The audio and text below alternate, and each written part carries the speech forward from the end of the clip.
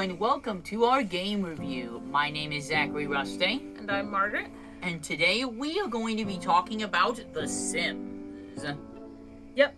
The original Sims is what started it all. It's a legend of a video computer game that was born. It's like a strategic life game. Video game developed by Maxis and published by Electronic Arts in the year 2000. It's a simulation of daily activities of one or more virtual people. The Sims in a rather suburban household area, near a fictional city, and players customizable like Sims. Like they pursue career and relationship goals. Players can also use their Sims income to renovate their living space, purchase home furnishings, or clothing for their household. The Sims, there are many things you do as a Sim. You create your own Sim, you move into a new house, you find a job, you fall in love, get married, have kids, grow old. It's like a life of like an actual person. Players can also choose to pursue a social and successful life. And the game's development was led by Will Wright, and the game was a follow-up to Wright's earlier SimCity series. And Wright was actually inspired to create the game by Christopher Alexander's 1977 book, A Patterned Language, and Scott McCloud's 1993 book, Understanding Comics, later played a role in the game's design. The Sims is one of my favorite computer games of all time. The other thing with the money and having a job is if you go too low, you could, run out of money for food. And so that's why it's important to have a job. So it teaches basically all the life skills that we have, for us here in the real world.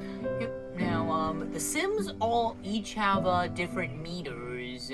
Like a hunger meter, a thirsty meter, a fun meter, and a talking meter. Yep. And there's also so many cool ways to design your house.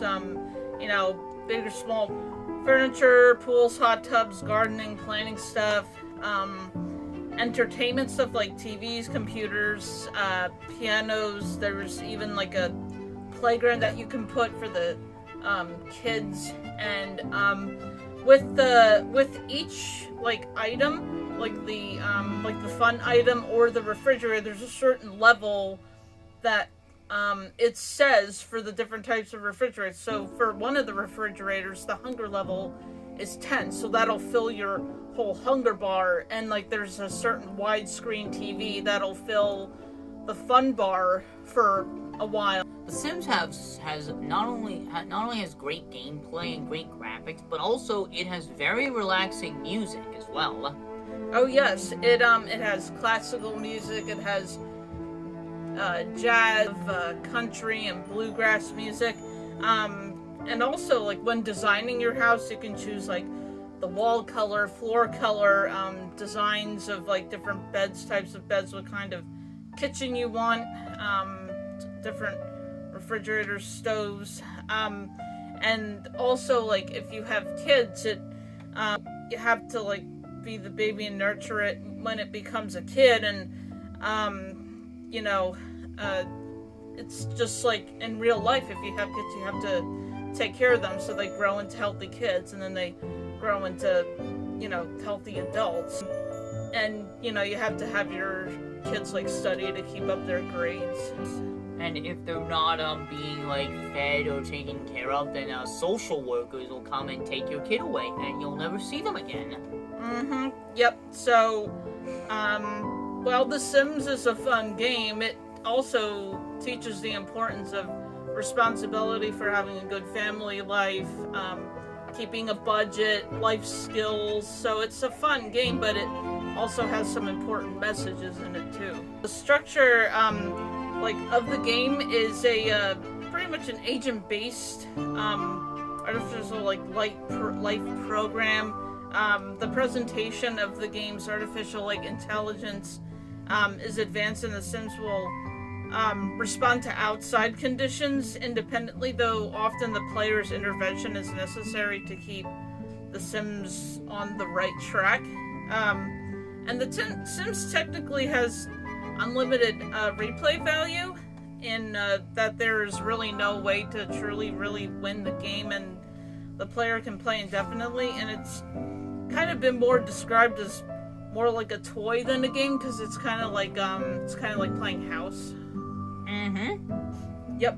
And Sims are also influenced by the player to interact with objects or other Sims.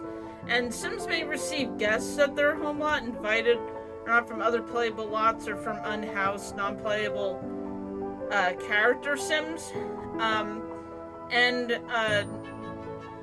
If enabled in the game's options, Sims also have a certain amount of free will, allowing them to autonomously interact with their world. However, they can override most of these autonomous actions by canceling them in the action queue at the top of the screen if you don't want them to do something.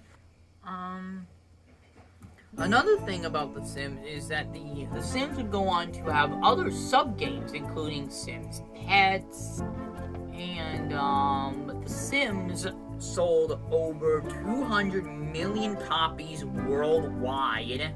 Yep. And I actually kind of find it funny sometimes when I hear The Sims talking, because it's like they basically speak in a fictional language called Sims. I mean, sometimes I've heard English words that they've spoken, but The Sims can have some kind of funny moments in it. Sometimes it's so I kind of find it a bit amusing at times. One time I remember this was in my early days of playing The Sims. I built a pool.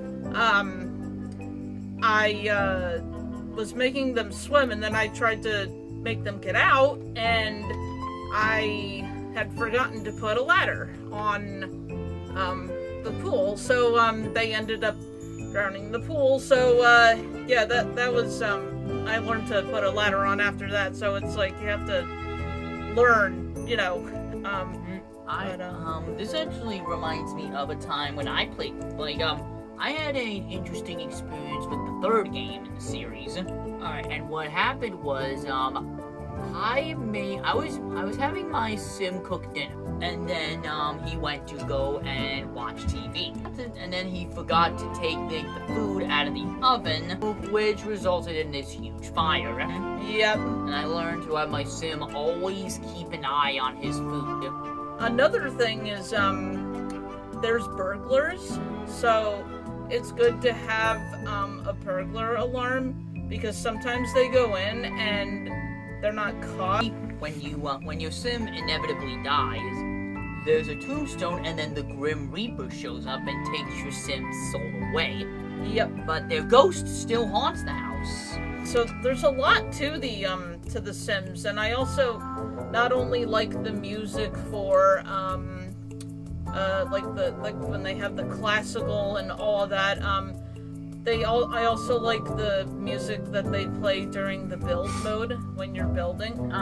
Thank you for joining us for a game review today, and join us next week where we will be delving into A Tale as Old as Time to celebrate the 30th anniversary of Beauty and the Beast. Yep. So stay tuned for that. This is Zach. And this is Margaret signing out.